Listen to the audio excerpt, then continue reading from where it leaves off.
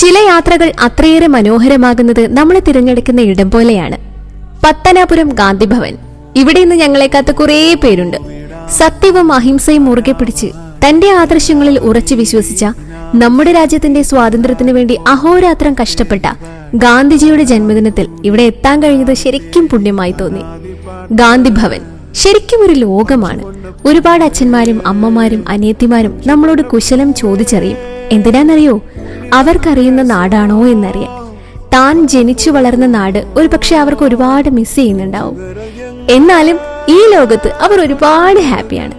ഇവിടെയുള്ള ഓരോ അംഗങ്ങളുടെയും വിശേഷങ്ങൾ നമുക്കിവർ പറഞ്ഞു തരും. ഒരുപാട് അംഗങ്ങൾ ഉള്ളതുകൊണ്ടും ചിലർക്ക് കൃത്യസമയത്ത് മെഡിസിൻ കഴിക്കേണ്ട സാഹചര്യം ഉള്ളതുകൊണ്ടും ഓരോ പേരിലുള്ള കോട്ടേജുകൾ നമുക്കിവിടെ കാണാൻ കഴിയും. പാലിയേറ്റീവ് കെയർ വേണ്ടവർ ഉൾപ്പെടെ ഇവിടെയുണ്ട്. എത്രയൊക്കെ ആരെല്ലാം ഉണ്ടെന്ന് പറഞ്ഞാലും ചില ഓർമ്മകളെ നമുക്കൊരിക്കലും പറിച്ചു മാറ്റാൻ കഴിയില്ല. പ്രാർത്ഥനാ ഹാളിൽ ഒരുമിച്ചിരുന്ന് അവർക്കൊപ്പം പ്രാർത്ഥിച്ച് ഗാന്ധിഭവൻ നമുക്ക് തന്ന സ്നേഹോപഹാരവും ഏറ്റുവാങ്ങി.